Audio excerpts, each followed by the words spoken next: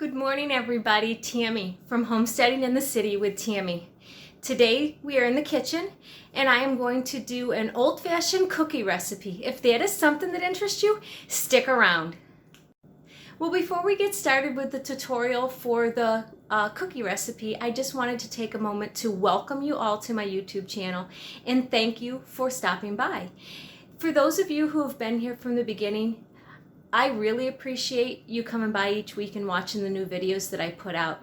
For those of you, it's just your first time here, thank you, and I hope you enjoy the content that I put out.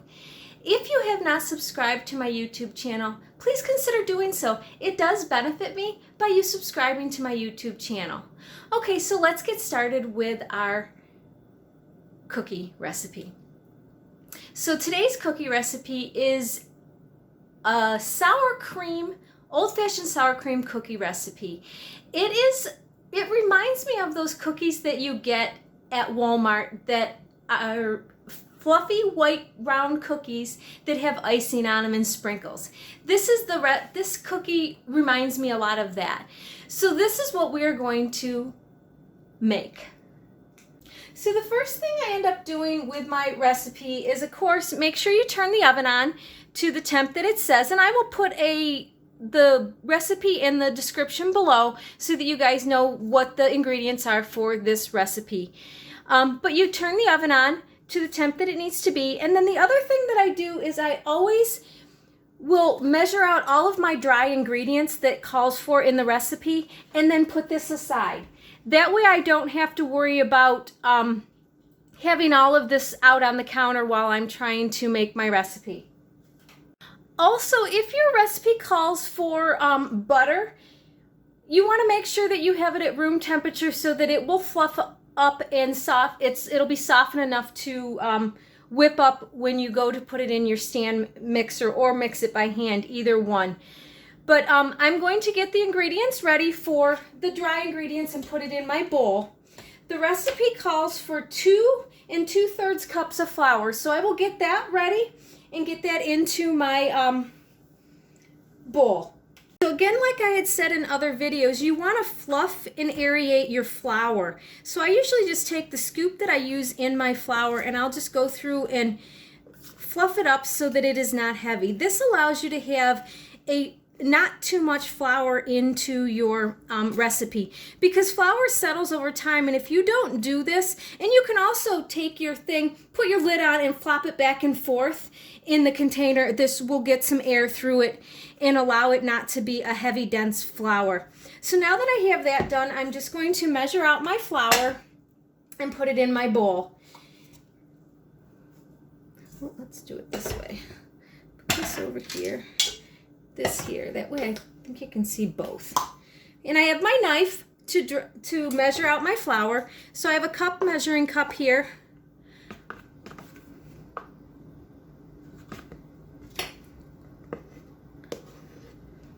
So that's 1 cup.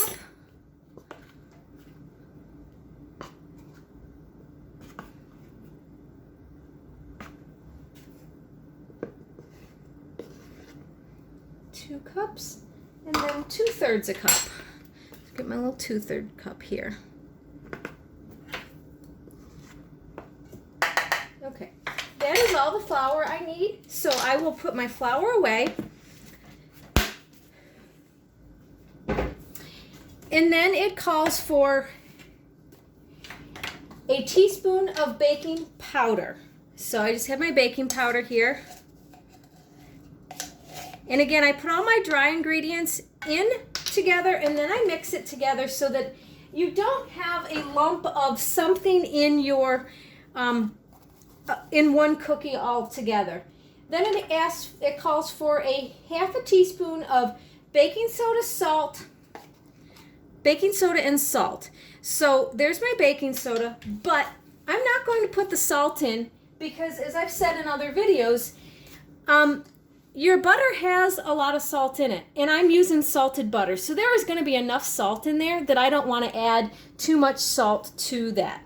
So then the next thing that it calls for of a dry ingredients is nutmeg. And I have found that I really like to take take a whole nutmeg and grind it myself. It gives it so much more flavor to the recipe. So I just have my microplane here, and then I will just, it's a 1/4 teaspoon of, oops, nutmeg.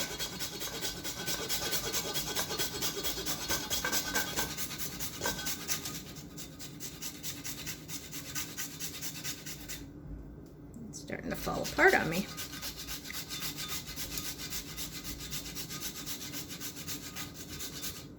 Okay, there's a big piece there, get that out.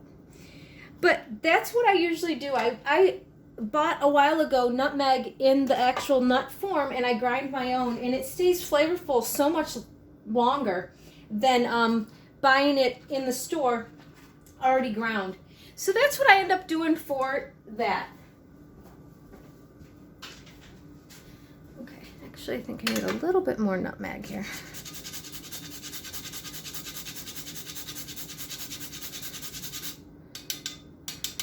Okay, so now that I have all that together, I'm just going to take my whisk and I'm going to mix this all together so that I don't have nutmeg, baking soda, or baking powder in one lump inside here. And then I'm just going to set this aside until I am ready to put this into my cookies. Okay, that being done, that's over there.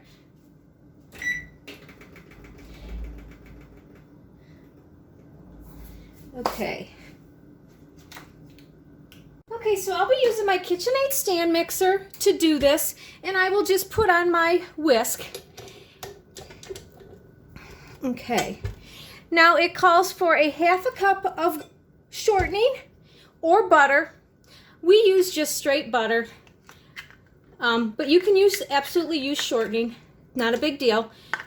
But if it's nice and soft, it'll whip up real fluffy, and you're going to whip this up with your cup of sugar that it calls for.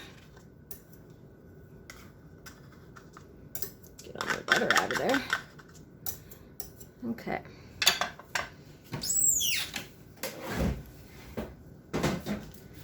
Okay, so now we're going to get our cup of sugar.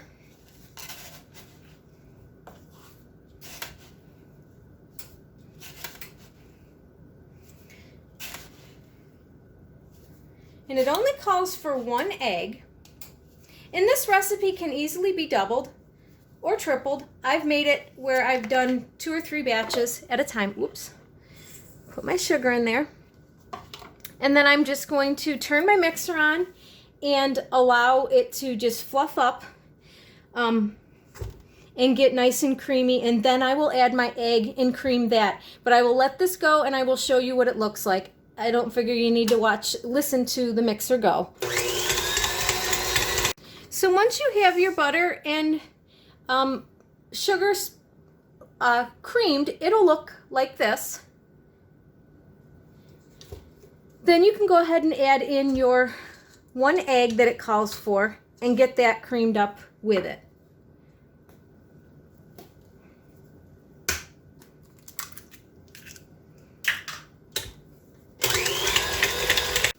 So now that that is creamed, you can see the difference in that with the egg added in there. Really nice fluffy consistency. Now you can add in your flour. I would do just a cup at a time and let it really get mixed in. That way you don't have too much thickness at one time. And the machine doesn't work too hard. So I would add in a cup and then start mixing it. Making sure that you take the time to scrape between each one so that you're getting all your flour mixed in.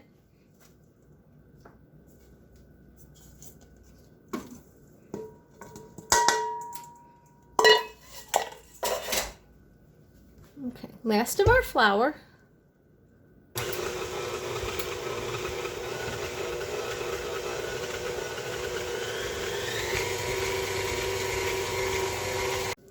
Now at this point, your it's going to be kind of grainy because the only liquid that you have at this point in your recipe is that 1/2 cup of butter and an egg. So that's not a lot of liquid to make this cream together. The last thing that we're going to put in is going to be our sour cream. And we are going to do a 1/2 cup of sour cream into this. Okay, so now that we have our sour cream, let's go ahead and put that in.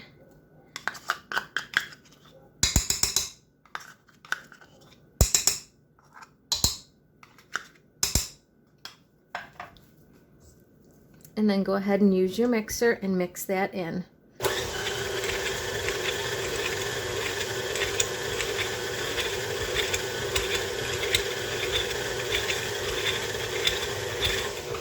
Making sure you stop and scrape in the sides so that it all gets mixed in together.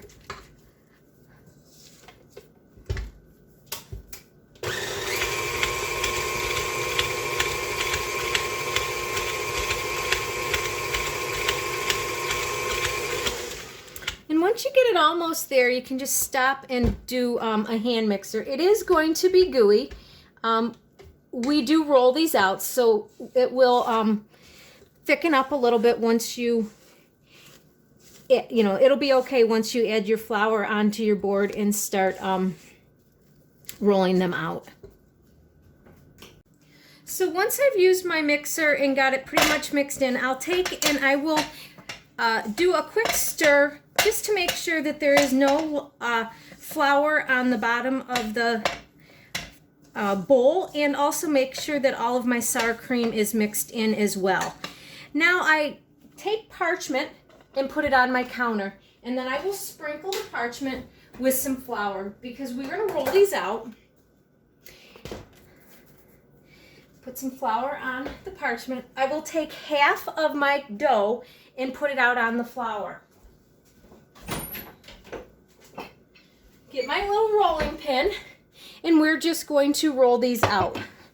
So I will sprinkle this flour around a little bit. And like I said, I'll take a spoon of this, about 1/2 of it, put it on there. Just because I don't have a huge spot to roll it out, I can't do all of it at one time. So I'll just do 1/2 of it. It is really sticky, and I will sprinkle flour on top of it and kind of roll it around a little bit before I start rolling them out, just to get a little bit more flour in there so that they're not too gooey, but not a ton because you still want them to be nice and soft. And then it depends on how thick you want them rolled out is the cookie that you have. So that is probably about the thickness that I want because they will rise. And then I just get my cookie cutter, if I can find it. Oh, there it is. Just get my cookie cutter out, and it's just a biscuit cutter, and I usually use the bigger one just because I like that size of a cookie. Just dust it in my flour here and start cutting. And of course, I've already got parchment on my cookie sheet to be able to put them on. They will rise a little bit, puff up. They won't get any bigger than they are, but they will puff up. But they are very soft.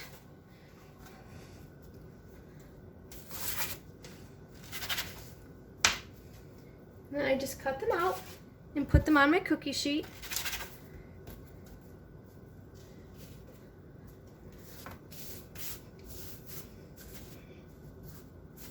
And I try not to work the dough too much, because the more you work the dough, the harder the cookie is, and you don't want to add a whole ton more flour.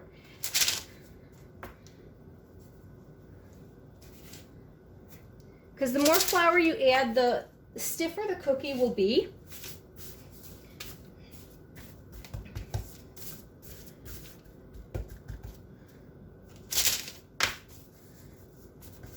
As you can see, I'm not real picky on how they get cut out. Still a little flour left here, so I will do the rest of my batch.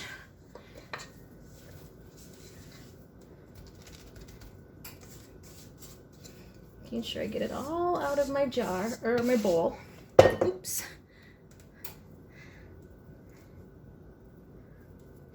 A little bit more flour to go on top of it. Mix that in a little bit. And if you don't have enough down on here, it'll stick. But again, just kind of dusting it with flour and not really kneading it because I don't want it to be tough. But making sure that you have flour around so that you can roll it out.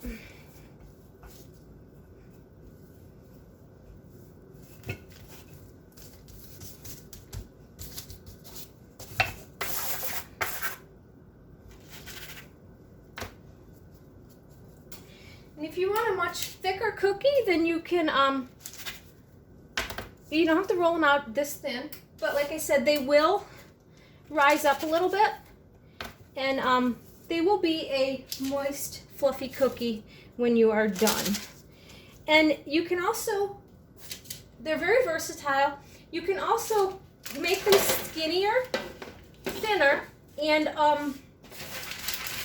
cook them a little bit longer so that they are a crispy cookie, more of like a sugar cookie would be if you like your, sugar cookies crisp. You can do that too. So that you can do a lot with these. I usually end up, this is what I consider my sugar cookie, and I will frost these, and these will be what we have for in place of sugar cookies. I just usually don't make sugar cookies. When I'm ready to make cookies, most of the sugar cookie recipes that I have or have gotten over the years require you to put them in the refrigerator and cool them for 10 to 12 hours before you start working with them. Usually, when I want to make cookies, I want to make cookies now. I don't want to make cookies in 12 hours. So this is something that I found that was very similar to a sugar cookie for us. We liked it just as well, and it allowed me to make them right then and there without making anything in the refrigerator and waiting for 12 hours.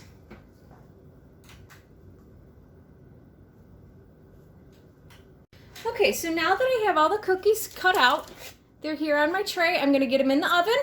I didn't get a lot, which I usually don't.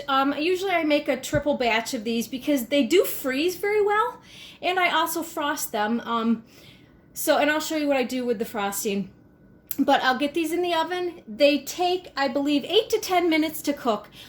If not, I will put that in the link in the description, or put it right down below if I'm wrong on my time. So we'll get these in the oven and we will let them start cooking. And now the benefit of using the parchment, you can roll it up and there's not a whole bunch of flour on your countertop that you have to clean up. So that's one of the reasons why I like using parchment when I roll my stuff out, so that I don't have the flour all over the counter and having to scrape the dough off the counter. It's all on the parchment. So that's one of the reasons why I use parchment when I roll stuff out. So while our cookies are in the oven baking, we'll get our countertop cleaned up, get our cookie rack out so that when we get them out of the oven, we can let them sit here on the cookie sheet to cool, and then actually take them off the cookie sheet and let them finish cooling on here. So we're just gonna get our dishes done while the cookies are cooking. That way we're all cleaned up and ready for the fresh cookies when they come out of the oven. One of the things I wanted to talk to you about with your rolling pin, you can get this completely wet. You're not supposed to submerge it into and let it soak in water, being that at least if it's a wood one. If it is a wood one, you need to just rinse it off, scrape all the excess off. I think I can remember my mom, very rarely did she wash hers. She would take a knife and she'd scrape off all of the dough that was stuck on it, and then she would take a dry cloth or just a dry sponge and kind of wipe off the excess. She really never washed it. But you are allowed to submerge it in water, pull it out, rinse it off, and get it clean and let it dry. You do not want to let it soak in water because it will absorb the water and then it'll get yucky and it'll hold a lot of germs. So just make sure when you clean your wooden rolling pin that you just take the time to clean it and let it dry really, really well. You do the same kind of care when you do a cutting board. You do not, you can submerge it in the water, wash it all down, rinse it really well, and then dry it and put it in front of the air conditioner, or put it somewhere where air can get around it and let it dry, or even out in the sun to let it dry so that it will dry completely. You want to make sure the wood's not getting completely soaked inside your wood products. So that's just a little tip on how to care for your wooden rolling pin. Okay, so my timer went off for 9 minutes for my cookies, and as you can see, they don't sink in. So those are about the perfect thickness, cookness that I want them to be. I will let them sit here for just a minute or so on here, and then I will transfer them over to my there it is, over to my cookie tray. So while the cookies are cooling, I'll show you my trick for frosting. It is just out of a can, and I usually will take my mixer to fluff it up a little bit, but I'll also add some coloring. This time we're going to do orange because why not? It's fall and we want pumpkin cookies.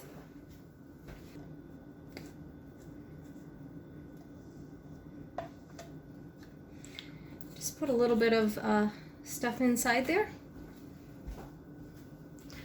A lot of times I'll just take my knife and move it down in just to try to get a lot of the extra gel off of my knife.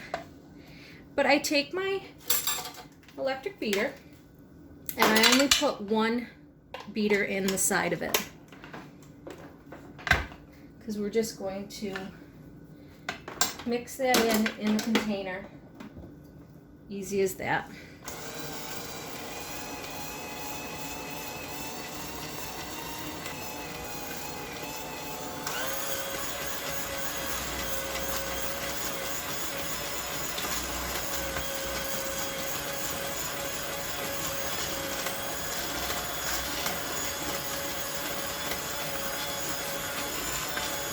Whoops.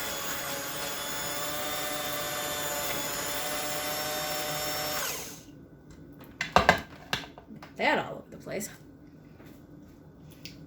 But that is my icing. I will take the knife and I'll scrape it and make sure I get all of the icing out the bottom, but that's pretty much how I mix up my icing, and then I just frost my cookies.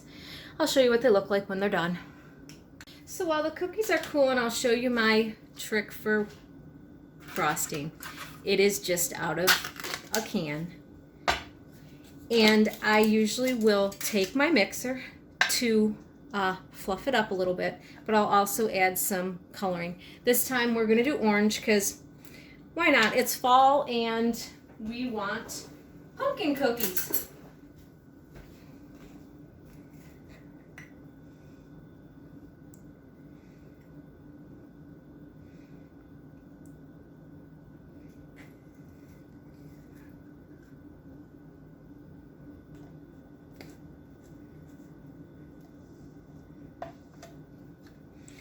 Just put a little bit of stuff inside there. A lot of times I'll just take my knife and move it down in just to try to get a lot of the extra gel off of my knife. But I take my electric beater and I only put one beater in the side of it because we're just going to mix that in the container. Easy as that.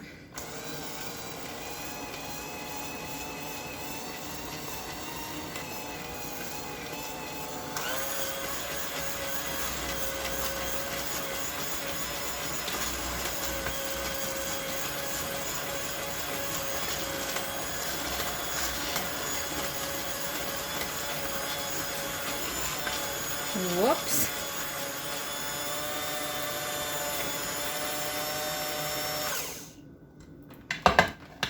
That all over the place. But that is my icing. I will take the knife and I'll scrape it and make sure I get all of the icing out the bottom, but that's pretty much how I mix up my icing, and then I just frost my cookies. I'll show you what they look like when they're done.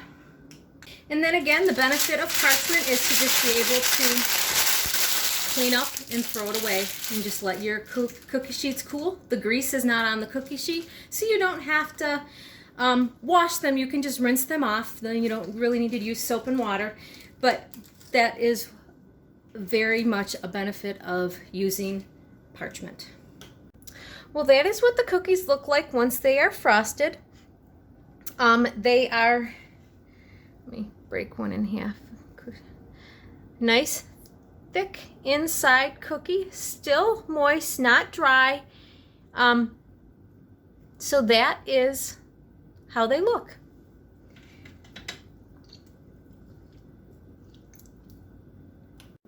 Well, everybody, that is it for my tutorial on how to make old-fashioned sour cream cookie. They are very versatile cookies. You can, like I said, you can use them as a sugar cookie. You can frost them. I usually make them for every holiday, and we'll put, you know, sometimes I have heart-shaped cookies. Sometimes I have just circles. They freeze really well even with the frosting on them. You can freeze them without the frosting, but you can freeze them with the frosting, and they just, you know, put parchment between them once they're dry and put them in the freezer, and they thaw out very nice for cookies to have in a quick time. So you can triple, you know, double or triple a batch and have a bunch of cookies. You can make them smaller. You don't need to make them as big as I made them.